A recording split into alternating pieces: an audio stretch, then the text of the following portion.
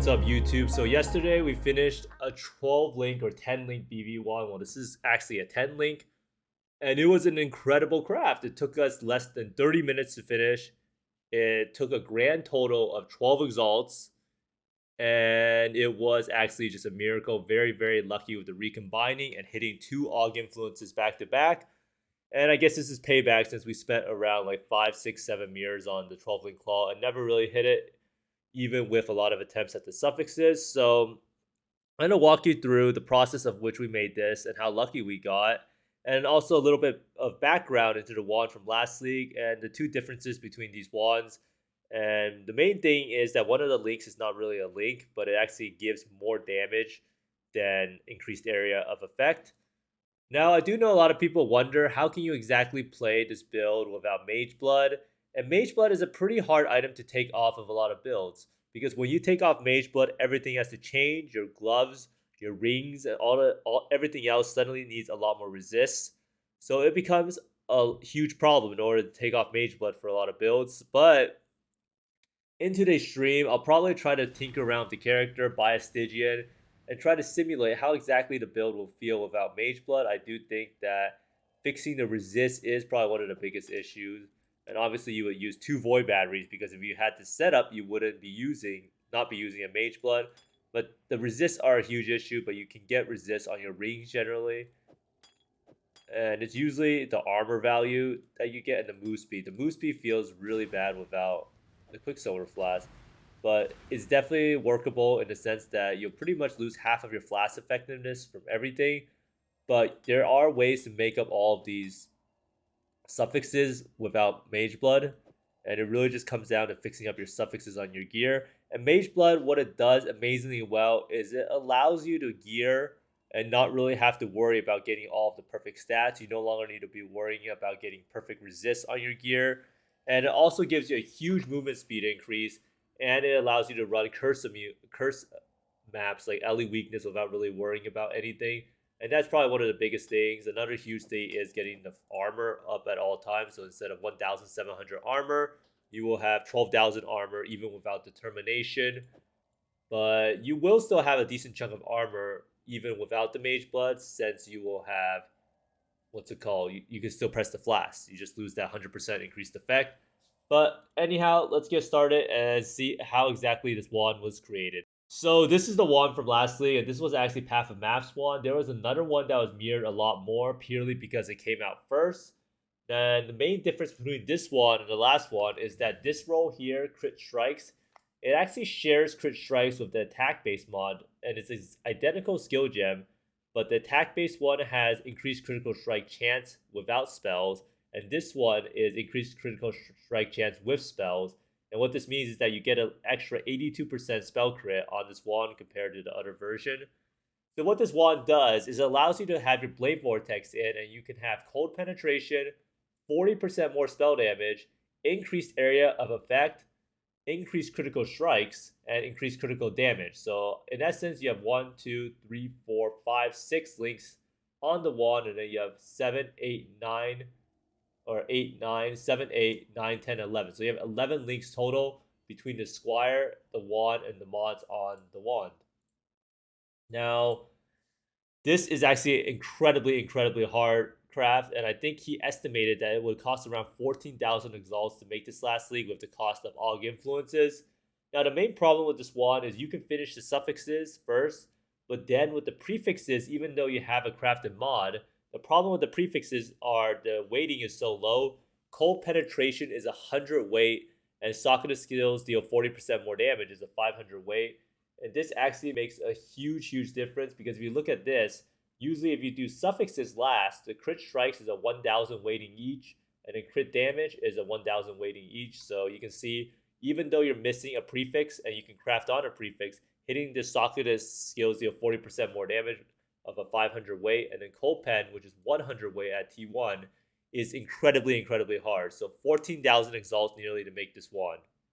Now, this is the one that we have, and this one is not perfect because we actually have attack crit instead of spell crit. So if you see here, critical strikes, it gives you global crit chance, a local crit chance to the weapon, while here it's local crit chance or global crit chance for spells. Now, we also have another distinctive difference, which is instead of having level 20 increased area of effect, we ended up hitting damage for power charge. Now, this is especially important because area of effect is actually not as good as you may think it is. Area of effect on a build with Occultist Blade Vortex, where you already have so much AoE, does not result in that much of a radius increase on BV. In a lot of the mirror pops that we looked at, when we switched out this one with the previous one, you would only lose around 1 to 2 radius. Now, the most important thing about losing the area of effect radius is that the area of effect is only on Blade Vortex, and the clear for this build is almost all from AoE explosions from your chest and from your what's it called, Herald of Ice. And another thing to note is that in this new league, you can get +2 power charge rings pretty not easily, but you can obtain +2 power charges, which means you can have up to 12 power charges even without void battery. So you can see here, you can get the power charge mod, which is a sentinel mod, and then you can get the power charge on the synthesized implicit. So you can get 4 power charges between your rings, making this mod here that we got increased damage for power charge give up to around 120% increased damage, which is pretty insane because this build doesn't have that much percent increased damage on it. So this does end up being around 5% more damage at the cost of 1 to 2 radius. So compared to this one, you will do 5% more damage on the build, but you'll lose 1 to 2 radius on your Blade Vortex. But like I said again, the radius on Blade Vortex is not that important. And it also lowers your mana cost because one of the links is actually gone. So your mana cost will be a lot better and you won't really have to worry about running out of mana while casting as much. And as I said before, damage per power charge is actually a lot of value because +2 power charge rings do exist now. Now you can see here +2 power charge or damage for power charge is a pretty low weighting, is 1000 weighting, and there's only one tier of the mod. Now, so you might be wondering, how do we actually make this craft? And this craft was, as I said, a complete miracle and finished in less than 30 minutes and finished in only 12 exalts roughly. So what this means is that recombiners actually lets you RNG into a good base for gambling. And recombiners are very good in this case because you actually have a wand that has a crafted mod. So this crafted mod is +2 level of Sakura support gems. And this is pretty much good because it lets you have you use Empower, and with Awaken level Empower 5, you can have +2 level of your spell skills.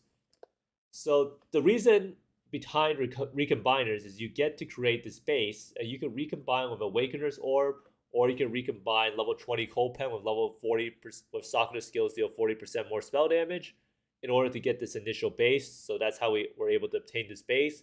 And then you can try to recombine these two mods together, or you can use an Awakener's Orb to try to get this base. So basically, you just start from scratch. You recombine two mods you want together, and then you get this base with two mods, and here's the same thing, but it did get an extra suffix from Awakener's Orb. And what this means is this extra suffix allows you to be able to get 3 mods more likely when you recombine it. So you can see here, we made one of the bases, which was Sakura's Gems are supported by level 20 AoE, crit strikes, and then it took over the Cold Pen, and it still had the accuracy rating. So this actually became 2 mods into 3 mods, and it became 4 mods somehow. 1, 2, 3, 4. So pretty lucky. So it got area of effect, crit strikes, Cold Pen, but it lost out on the 40% more spell damage. So this base is kind of bricked, and it needs to get combined with another one. So next up, we try to make another base to recombine with the first base.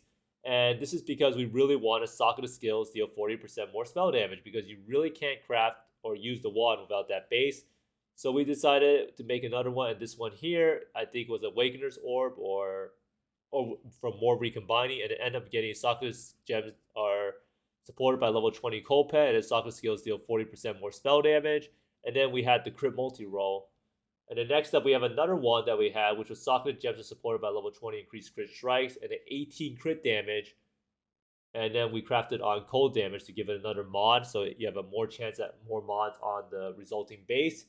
And what we ended up getting was something pretty lucky. We got a crit strikes level 20, Cold Pen level 20, and Sakura's skills deal 40% more spell damage.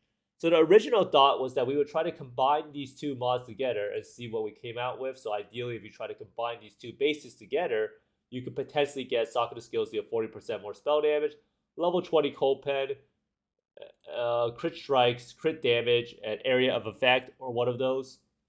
Now what happened was we ended up having a live search going on for AUG influences, and AUG influence popped up for only 12 exalts. So we're like, why not just add another influence mod on this and try to see what we get, and maybe it'll have more mods, so the resulting wand will have more mods on it.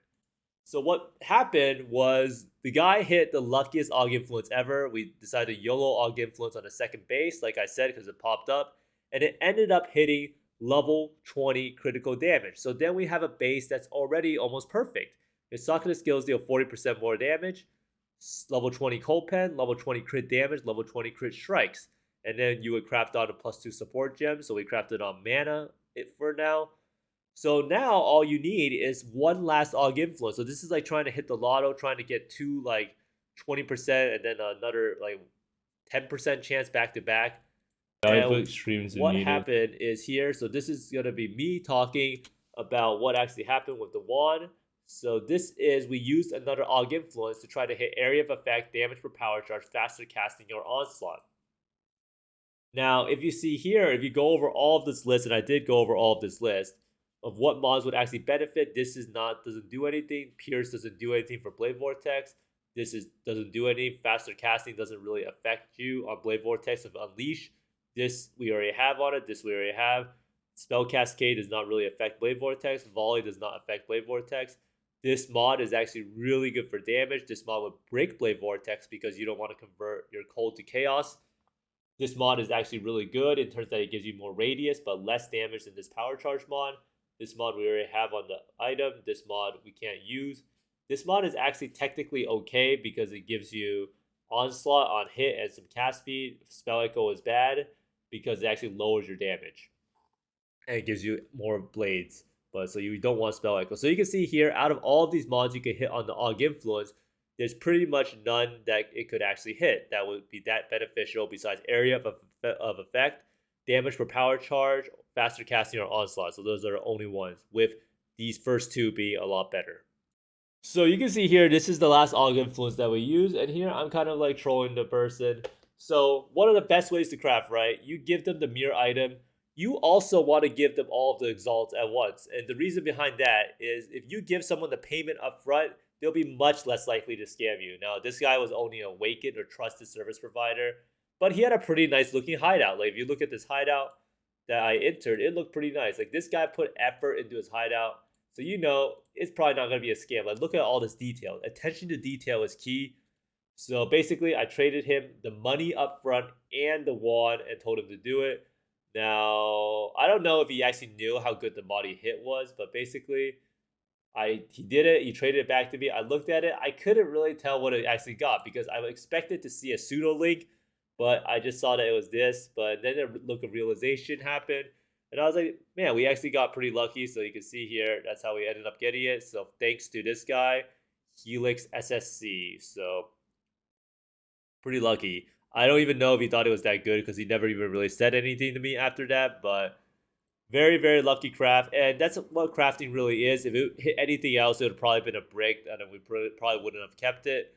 The only thing that we probably would have kept is area of effect, damage per power charge, faster casting, or onslaught. Now, what does this actually mean? Recombiners allow you to skip a lot of steps in the crafting process, but you still need to get insane RNG to finish off the craft. So if you want to get the prefixes done and you want to get suffixes, or you want to just have a base you can gamble AUG influence with, Recombiners is really, really strong with that, especially if you have overlapping mods.